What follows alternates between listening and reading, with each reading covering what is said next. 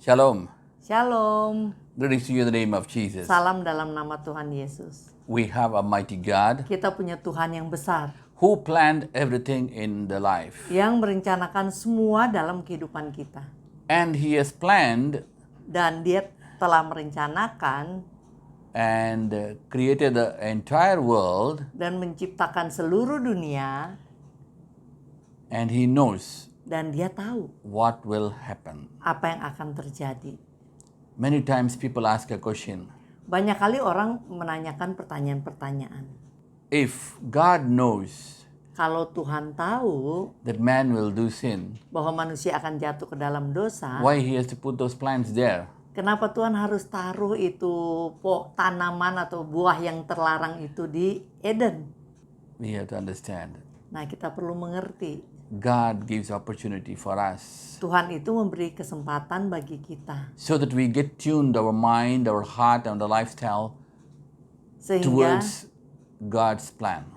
pikiran, hati, gaya hidup kita itu terarah pada rencana Tuhan. If you read the Bible properly, Kalau kita baca Alkitab secara we'll understand benar, kita akan mengerti. when Eve and Adam ate the fruit, Saat Adam dan Hawa makan buah itu, which gives the knowledge of good and bad, yang memberikan pengetahuan baik dan buruk, God sent them out Tuhan mengirim mereka keluar, mengusir mereka keluar dari Taman Eden. Why? Kenapa? Not because He's angry. Bukan karena Tuhan marah. If He's angry, He will not come and meet them. Karena kalau Tuhan marah, Tuhan gak akan datang untuk ketemu mereka lagi. But Tetapi He wants them not to touch the fruit of life. karena Tuhan tidak menginginkan mereka untuk makan buah pohon yang satu lagi, yaitu buah kehidupan, pohon kehidupan.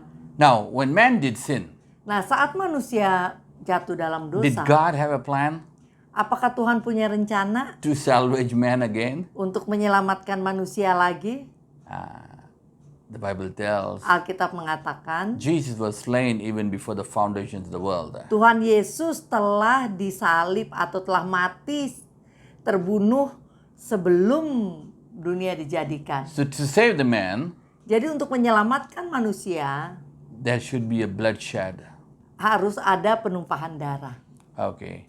So the blood plays a vital role in salvation of human being back to God. Jadi darah mempunyai peran yang penting dalam kembalinya manusia kepada Tuhan dalam karya keselamatan. So every Good Friday we see about the cross. Itu sebabnya setiap Jumat Agung kita melihat kepada salib. But let's see one of the thing behind the cross. Kita akan melihat satu hal di balik salib. What is it? Apakah itu? That is the blood of Jesus. Yaitu darah Yesus. What does blood do? Apa yang dilakukan oleh darah? Physically, the blood carries the oxygen which makes a person to live. Secara fisik, darah itu membawa oksigen dalam tubuh yang membuat manusia jadi hidup. That's the same thing what it does for us also spiritually. Itu sama juga yang dilakukan secara rohani. But let's see about what is written, some things about the blood in the Bible. Kita akan melihat apa yang Alkitab tulis mengenai darah. In Genesis chapter 4 and verse 10, Dalam Kejadian 4 ayat 10, you can see there kita bisa lihat di sana what is happening. apa yang terjadi. God said, Tuhan mengatakan, "What have you done? The voice of your brother's blood cries to me from the ground." firman-Nya, apakah yang telah kau perbuat ini? Darah adikmu itu berteriak kepadaku dari tanah. So you see, Jadi kita lihat the blood darah has the ability to talk to God. punya kemampuan untuk berteriak atau berbicara pada Tuhan. Do you talk to God? Apakah kita berbicara pada Tuhan? But the blood, the dead man's blood can talk to God. Tapi darah orang yang telah meninggal itu bisa berbicara dengan Tuhan. Let's see the next point. Kita lihat poin yang berikutnya. Verse 11. Ayat 11. Now you are cursed because of the ground, which has opened its mouth to receive your brother's blood from your hand. Maka sekarang terkutuklah engkau, terbuang jauh dari tanah yang mengangakkan mulutnya untuk menerima darah adikmu itu dari tanganmu. So we see Jadi kita lihat the blood can bring in a curse. darah bisa membawa kutuk. We don't really understand this. Mungkin banyak dari kita nggak mengerti ini. The bloodshed Penumpahan darah can bring in curse. bisa membawa kutuk dalam kehidupan So seseorang. here God said what? Di sini Tuhan mengatakan apa? From now on, when you till the ground, it won't yield its strength to you. You shall be a fugitive and a wanderer in the earth. Ayat 12. Apabila engkau mengusahakan tanah itu, maka tanah itu tidak akan memberikan hasil sepenuhnya lagi kepadamu. Engkau menjadi seorang pelarian dan pengembara di bumi. Let this Good Friday bring in a change in your life, really. Biarlah Jumat Agung ini membawa perubahan yang besar dalam kehidupan kita. Let's understand about the blood, what it did for us. Mari kita mengerti tentang darah, apa yang dilakukan dalam kehidupan kita. So first thing you see, the blood can talk. Yang pertama tadi kita lihat darah itu bisa bicara. The second thing you see, the blood can bring in a curse. Yang kedua tadi kita lihat darah bisa membawa kutuk. Let's see in Malachi chapter 2 and verse 16. Kita lihat di Maleakhi 2 ayat 16. For I hate divorce, says God of Israel, and him who covers his garment with violence, with blood, says God of armies. Sebab aku membenci perceraian, firman Tuhan Allah Israel, juga orang yang menutupi pakaiannya dengan kekerasan, firman Tuhan semesta alam, maka jagalah dirimu dan janganlah berkhianat. It's talking about separation or divorce. Ini bicara mengenai perpisahan atau perceraian. Why? Kenapa? If the husband and wife are married, they are one single body. Ya. Wanita dan pria menikah, dia menjadi suami dan istri dan dikatakan menjadi satu tubuh. So if they are separated or divorced, Jadi apabila mereka berpisah atau That means bercerai, artinya one flesh is cut into two. itu satu tubuh itu dipecah menjadi dua.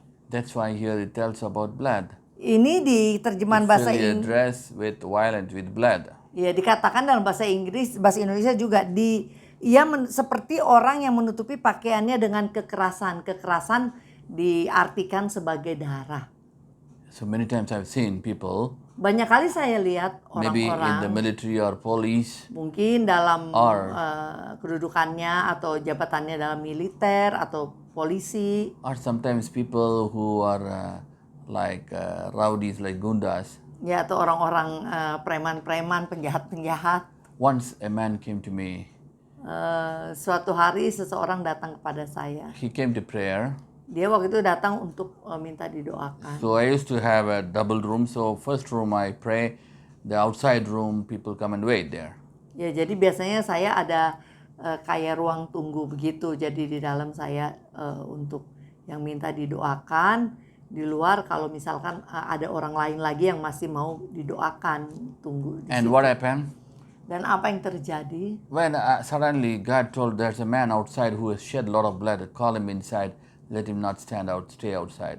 Ya waktu saya lagi di dalam, saya dapat ilham dari Roh Kudus yang mengatakan bahwa di luar ada orang yang udah menumpahkan banyak darah, bawa dia masuk gitu, jangan God di knows luar. everything.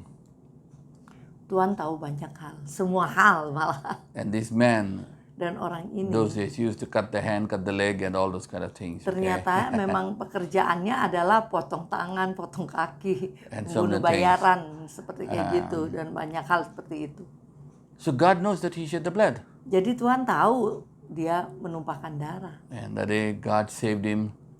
Hari itu Tuhan menyelamatkan dia. He cried a lot. Dia menangis And God bless him today. He changed his dan lifestyle. dia bertobat, ubah gaya hidupnya, dan Tuhan memberkati dia. So to make the thing to understand, what happens? The blood can bring in curse to the families. Ya, jadi penumpahan darah bisa membawa kutuk dalam keluarga. So the first thing, the blood talks. The second thing you see, the blood brings a curse. Jadi tadi yang pertama darah itu bisa bicara, kedua bisa membawa kutuk, Then the third thing, let's see, dan yang ketiga Genesis 9 and verse 6. Kejadian 9 ayat 6. So here we see, Di sini kita lihat, whoever sheds man's blood, his blood will be shed by man, for God made him in their own image. So the blood has the capability to call for vengeance. siapa yang menumpahkan darah manusia, darahnya akan tertumpah oleh manusia. Sebab Allah membuat manusia itu menurut gambarnya sendiri. Jadi darah bisa menyebabkan suatu pembalasan. So the blood shed once, it will call for vengeance. Jadi sekali darah ditumpahkan, dia akan membalas dendam. That's why, Itu sebabnya even though Abel maybe didn't ask, but his blood asked for vengeance from God. meskipun mungkin Habel tidak mau balas dendam kepada kakaknya ya, tapi darahnya yang minta untuk membalas dendam. Okay, next the fourth point, let's see. Poin yang keempat, Leviticus 17 and verse 10. If the blood is eaten, what happened? You will be killed. Any man of the house of Israel or the strangers who are with him who eats any kind of blood, I will set my face against that soul who eats blood and will cut him off from among the people. setiap orang dari bangsa Israel, dari orang-orang asing yang tinggal di tengah-tengah mereka, yang makan darah apapun juga, aku sendiri akan menentang dia dan melenyapkan dia dari tengah-tengah bangsanya. So you see here what's happening? Jadi kita lihat di sini apa yang terjadi. The blood, Darah, if you eat, apabila kita makan, God will give punishment. ya Tuhan memberi hukuman di sini. Tuhan sendiri akan menentang. So this is not talking about human blood, okay? Ini bukan bicara mengenai darah manusia ya. Why it tells for the next verse, for the life of the flesh is in the blood. Life of the flesh is in the blood. Alasannya kenapa? Ada dalam ayat berikutnya. Karena nyawa makhluk ada di dalam darahnya. Jadi nyawa dari makhluk ada dalam darahnya. So what does it tell then?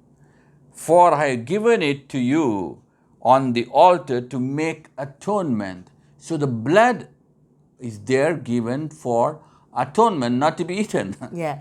Jadi dijelaskan juga di sini kenapa darah itu gunanya. Aku dilanjutkan ayat 11. Aku telah memberikan darah itu kepadamu di atas mezbah untuk mengadakan pendamaian bagi nyawamu. Jadi darah itu untuk persembahan, pengorbanan, pendamaian. Bukan Hallelujah. untuk dimakan. Nah itu dia Imamat 17 ayat 11. So you see here that the blood is not to be eaten, but it is to be given to God as an atonement. Ya di sini Imamat 17 ayat 11 dikatakan darah itu nggak boleh dimakan. Kenapa? Karena karena nyawa makhluk ada di dalam darahnya, itu pertama. Dan kedua, Tuhan katakan aku memberikan darah itu kepadamu di atas mezbah untuk mengadakan pendamaian. Jadi darah untuk pendamaian, itu ayat 11 dikatakan. Karena darah mengadakan pendamaian dengan perantaraan nyawa. Hallelujah. Haleluya. So we need to understand Jadi kita perlu mengerti. people who eat the blood. Orang-orang yang makan darah, kalau bahasa Jawanya saren. There are people who eat the blood, okay? Ada orang Jawa yang makan Ada in saren. India, ada in China, is there in Africa, in China, even in India some people eat the blood. And they drink the blood also. Iya, makan darah. Saksang juga ada darahnya. Yeah. Remember this. Ingat The ini. blood is not to be eaten, but it is Darah to bukan be untuk dimakan.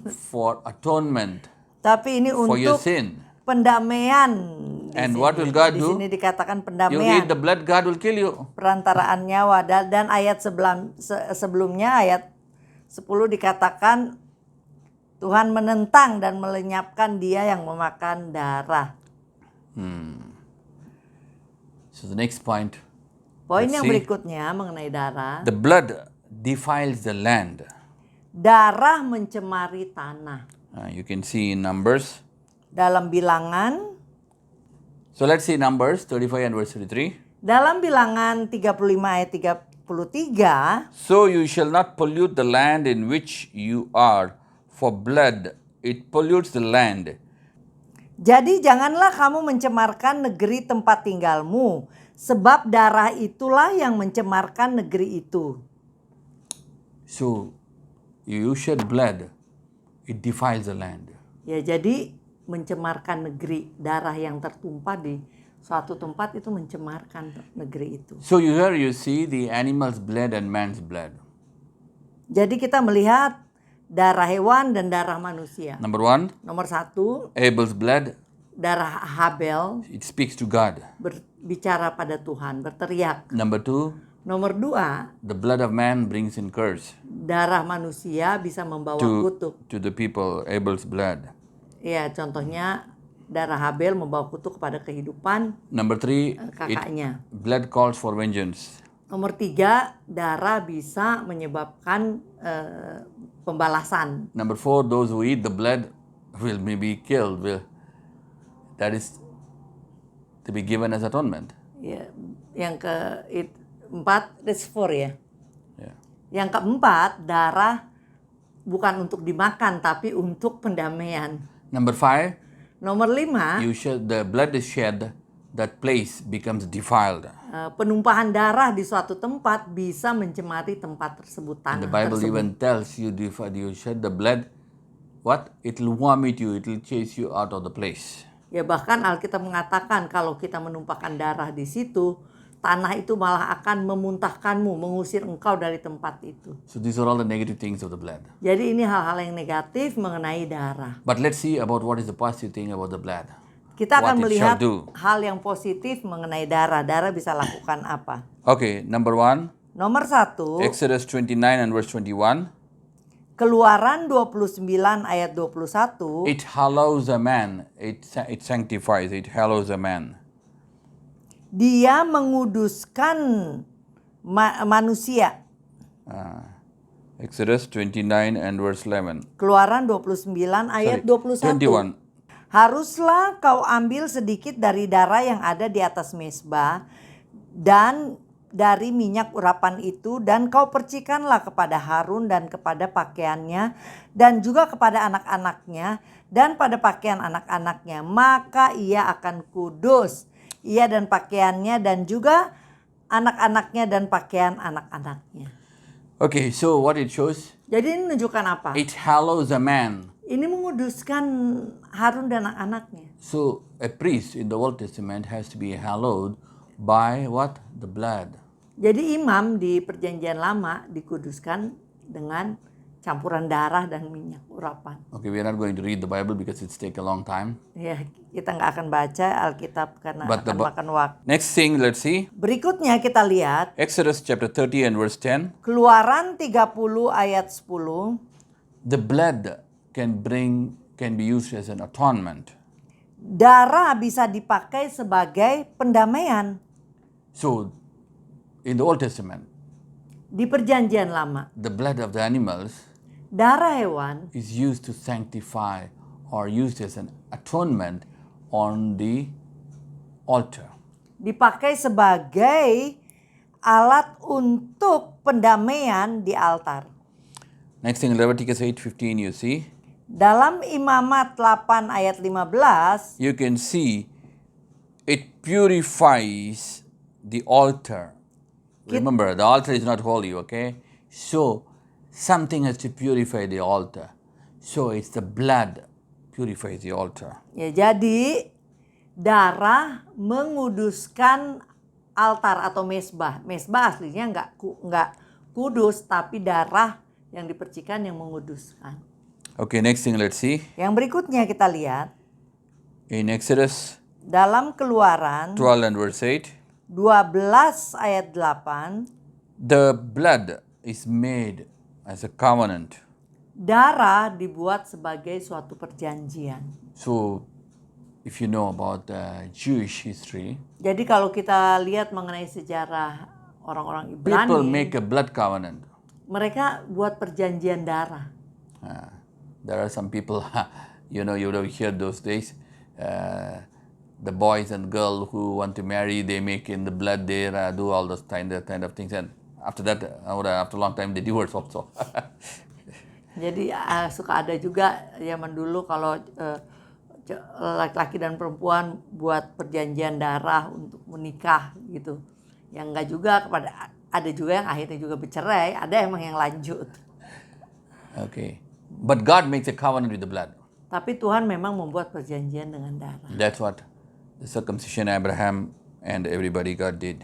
Itu Told them to do. sebabnya Tuhan mengatakan untuk di anak-anak laki disunat. In Exodus 12:22, if you read, Exodus 12:13, Dalam Keluaran 12 ayat 13 you see the blood dikatakan saves the people. di situ bahwa darah menyelamatkan orang. When the angel of death, Saat malaikat kematian he passes over, dia lewat, he sees the blood of the lamb on the lintel and he passes over. malaikat maut itu melihat darah yang ditaruh di palang pintu dan akhirnya melewati rumah itu. That is called the Passover. Itulah yang disebut Passover, terlewatkan, dilewati. At the end, I will tell about the Passover. Ya, nanti saya akan jelaskan sedikit mengenai Passover. Okay.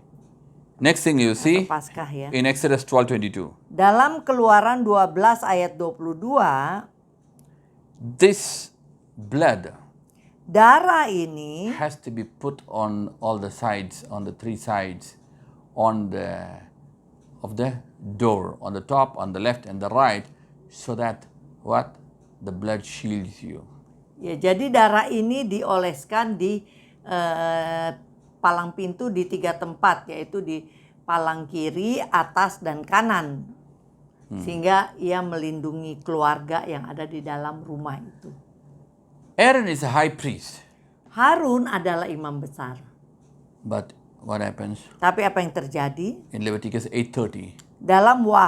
Dalam Imamat 8 ayat 13.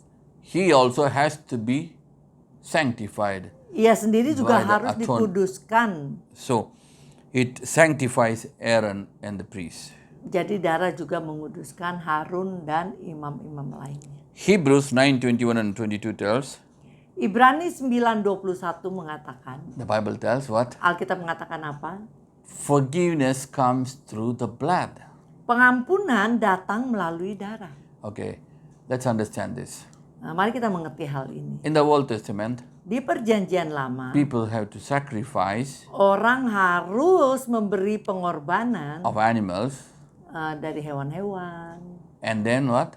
That blood Dan darah itu will cleanse the sin. akan membersihkan kesalahan atau dosa-dosa. So it brings the forgiveness. Jadi sama aja memberi pengampunan. And that is the same thing what the blood of Jesus does for us Itulah yang today. dilakukan darah Yesus kepada kita umat manusia yang percaya kepadanya sekarang ini. The way we do the sin, Cara-cara every day, kita melakukan dosa setiap hari.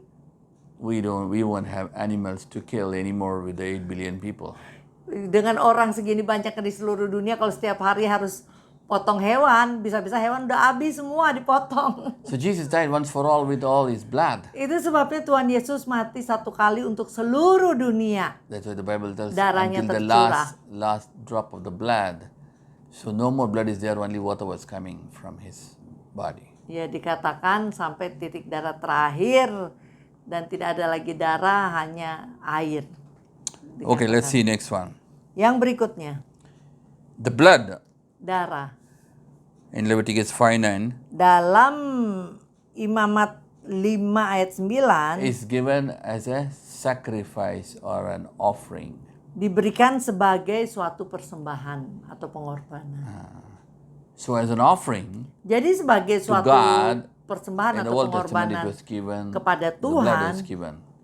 darah itu dicurahkan, diberikan. For sin, it's sin offering. Ya, ini untuk pengorbanan pengampunan dosa, persembahan pengampunan dosa. So in the Old Testament, Jadi di perjanjian lama different offerings are there. ada berbagai-bagai korban, pengorbanan. So the blood Jadi is given darah for sin offering diberikan untuk penghapusan dosa and for peace offering. dan untuk pendamaian. So if you see in Leviticus 7 and verse 33, Jadi kalau kita lihat di Imamat 7 ayat 33, it's given for what? Peace, to make peace with God. itu diberikan untuk pendamaian dengan Tuhan. But the blood of Jesus Tetapi darah Yesus does everything for us. melakukan segalanya bagi kita. I don't have time to go into the whole detail. Ya, saya waktunya terbatas untuk menjelaskan So, lebih rinci lagi. You see in the Bible, different animals were given for different sins. Jadi kita lihat di Alkitab, hewan berbeda untuk dosa-dosa berbeda. And if you're poor and rich, different animal also. Dan orang kaya, orang miskin, hewannya juga berbeda. So you see, Jadi kita lihat the blood darah does so many things. That's why melakukan banyak hal. Jesus had to shed the blood. Itu sebabnya Tuhan Yesus menumpahkan darah. In Matthew chapter Darahnya 26 and verse 28, Dalam Matius 26 ayat 28, here we see di sini kita lihat Matthew 26 and 28.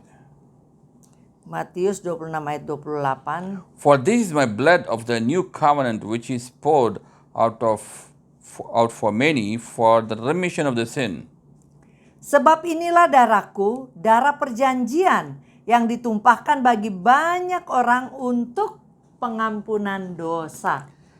So, we have heard so many things about the blood of Jesus. Jadi kita telah mendengarkan banyak hal mengenai darah Yesus, But today we see tapi hari ini kita what all lihat this blood does. apa yang darah ini telah lakukan. But Dan with so many things, dengan banyak hal, the blood of Jesus darah Yesus can hallow you, bisa menguduskan kita, can be an atonement for you, bisa menjadi pendamaian bagi can kita, purify you, bisa menguduskan kita, can save you, bisa menyelamatkan can kita, sanctify you, bisa menguduskan kita, sanctify bring di in- Indonesia same. can bring in forgiveness, Bisa membawa pengampunan and can bring in peace with God. dan bisa membawa pendamaian dengan Tuhan. And one of the secret I want to tell, Dan salah satu rahasia yang ingin saya sampaikan, the blood of Jesus, darah Yesus, the devil trembles. iblis gemetar terhadapnya. Because Karena long time before, I have seen dulu saya pernah lihat when you tell to the devil, the possessed people, the blood of Jesus, saat kita mengatakan darah Yesus kepada orang yang lagi kemasukan roh jahat, oh, the devil trembles. iblis atau roh jahat itu gemetar. Let me tell you one thing, what happened. Nah, saya akan memberi sedikit kesaksian apa yang terjadi. Long time before, maybe about 15 years before, 15 tahun yang lalu, what happened? apa yang terjadi? The blood, Darah, I know that it can do all the things, it has got the power. saya tahu ada kuasanya. But what happened? Tapi apa yang terjadi? They brought to me a possessed person. Suatu hari ada orang yang kemasukan roh jahat dibawa kepada saya. And I wanted to pray, Waktu itu saya mau berdoa. but suddenly God told, Tiba-tiba ada ilham roh dalam saya. you just pray and give the water. Ambil air, doakan air. So in India, you know, the drinking glass is made of stainless steel. Di India gelasnya kan dari besi ya, stainless steel. That's the usual thing we have. We have Itu, yang different glass, umum lah. porcelain, everything. So when the water was given, Waktu airnya itu diberikan, the devil, the possessed girl doesn't want to drink. orang yang kesurupan ini nggak mau minum. And he was telling, no. Nggak mau, dia bilang. I said, in the name of Jesus, drink. Saya bilang demi nama Tuhan Yesus, minum. And you know what happened? Dan tahu dia The spirit apa yang inside terjadi. Roh yang ada di dalam orang ini. If it is cow's blood or the chicken blood, I will drink. Katanya, oh iya kalau darah ayam, darah sapi saya mau minum. Wow. this is the blood of Jesus, I don't want to drink. Ini darah Yesus, saya nggak mau minum. And then the father and the mother were there. Kan orang tuanya ada di situ. And the father is a Catholic and the mother is a Hindu. Ya, bapaknya orang Katolik, ibunya orang Hindu. And when they saw that, Waktu mereka melihat itu, they said, yeah, give pastor, they told. mereka bilang, iya pastor, kasih dia. And then I said, it's not drinking. Saya bilang dia nggak mau minum. And then they said, okay, let's hold the nose. Ya udah kita tutup hidungnya. And then when it has to breathe, right, open the mouth. Akhirnya dia kan buka mulut kan. And open the mouth. Begitu dia buka mulut, And then I pour it. terus saya tuang itu. Wow, it did like this and the water fall Ya everywhere. terus kan airnya ada yang tumpah-tumpah. And then what happened, Dan apa yang terjadi? It's telling, oh, it's burning. Dia bilang, aduh kebakar, panas. That's the first time I know the power of Nah the blood itulah of pertama Jesus. kali saya tahu kuasa dari darah And when Yesus. it drank, Dan saat dia minum, it fell down and the spirit left her. ya dia jatuh dan roh jahatnya meninggalkan dia. You can see the same things happened in the Bible also. Kita bisa melihat hal yang sama terjadi juga di When Jesus Alkitab. delivered, Saat Tuhan Yesus the demon melepaskan, possessed fall down. orang yang kena roh jahat itu jatuh. So what Dan rohnya happened? pergi ya, roh jahatnya pergi. What happened? Jadi apa yang terjadi? The power Kuasa is there in the blood. ada di sana di dalam darah. Hallelujah. Haleluya. Even if you remember, Apabila engkau ingat during the time of communion, selama masa when you're sick, perjamuan, call on the misalkan name of the blood of lagi Jesus. sakit terus kita ambil perjamuan pemanggil nama Yesus, You will be healed. ya kita sembuh. Amen. Banyak yang sembuh. That's ya. why Jesus said, what? Itu sebabnya The Tuhan blood Yesus of katakan Jesus. apa? Darah There is a Yesus, power in the blood of Jesus. ada kuasa dalam darah Yesus. The blood Darah can plead for you. The blood of Jesus pleads for darah you. Yesus bisa memohon untukmu, The blood of Jesus shields bagimu. you. Darah Yesus bisa melindungimu. The blood of Jesus can bring you victory. Darah Yesus bisa membawa kemenangan bagimu. Hallelujah. Haleluya. Today remember, Hari ini kita Jesus ingat died not in vain, Tuhan Yesus tidak mati sia-sia, but He gave His blood. tapi Ia telah memberikan Of course, not darahnya. only the blood. Tentu aja bukan hanya He darah ya. sacrificed His glory, His Dia position, telah mengorbankan kemuliaannya, everything. posisinya, People dan spit on semua. His face Orang-orang meludah di and wajahnya. everything. Semua Ia korbankan. We have heard about all those things. Dan kita telah mendengarkan mengenai But itu today, semua.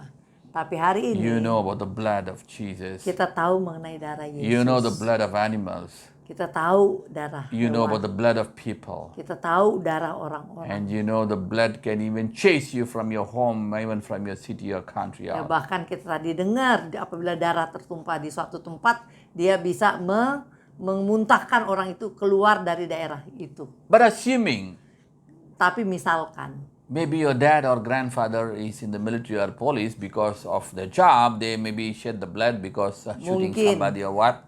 orang tua atau kakek nenek kita di tentara akhirnya harus tembak orang ya zaman dulu waktu perang, Or maybe something else. atau karena hal lain Or lah, maybe even separated or divorced. atau mungkin karena bercerai It dan can go until sebagainya. 4 generations. Itu kesalahannya bisa sampai generasi keempat.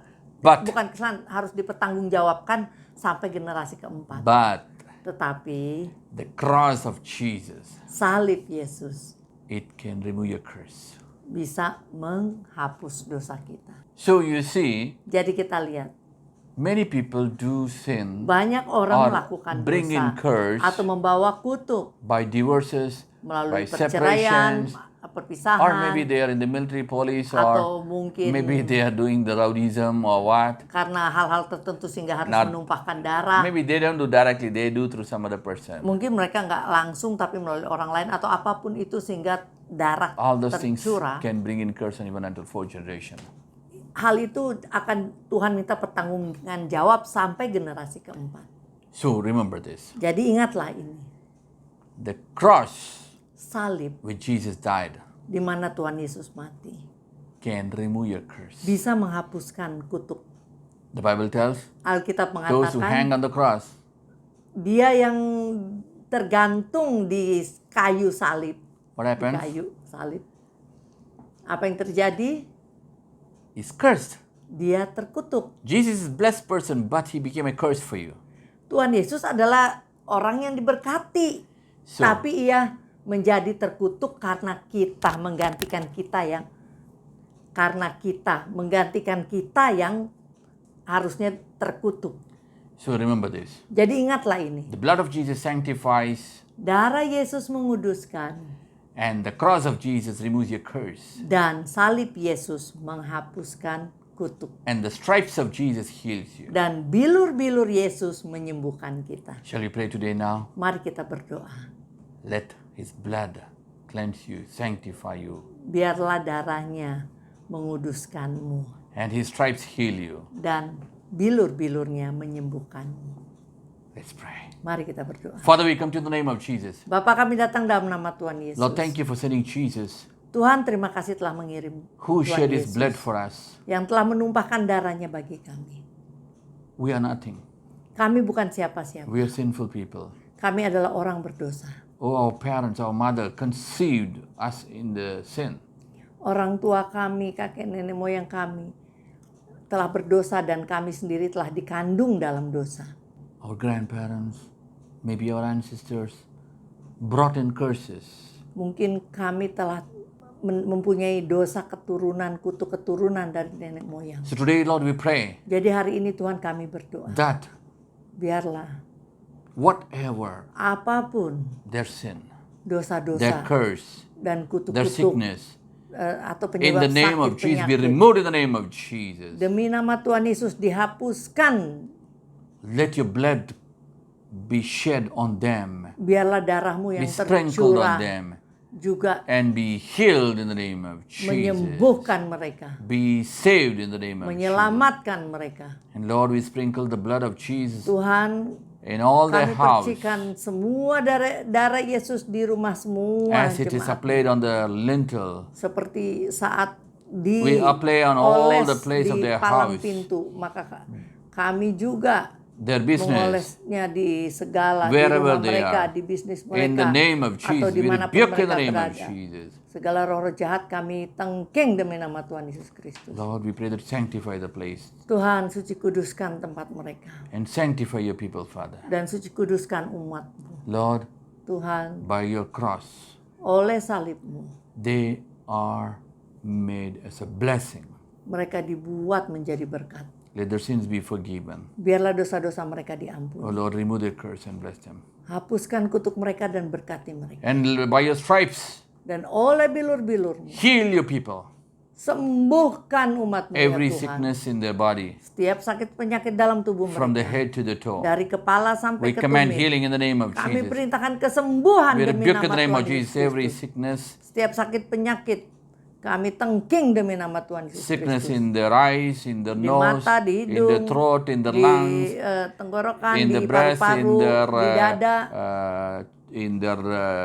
stomach, in their di uterus, perut, di in the rahim, artery, nerve, di vein, urat, tendon, muscle, saraf, anywhere. di otot, Everything dimanapun. we command you to go in Semua the name itu of kami Jesus. perintahkan keluar demi nama Tuhan Yesus Kristus. Heal your people, deliver your Sembuhkan dan people, bebaskan umat-Mu ya Tuhan. and sanctify your people. Dan suci kuduskan mereka. In the mighty name of Demi nama Jesus, Tuhan Yesus yang besar, we pray that you empower them kami berdoa Tuhan perlengkapi mereka. because you came for the purpose Karena Engkau datang dengan suatu tujuan.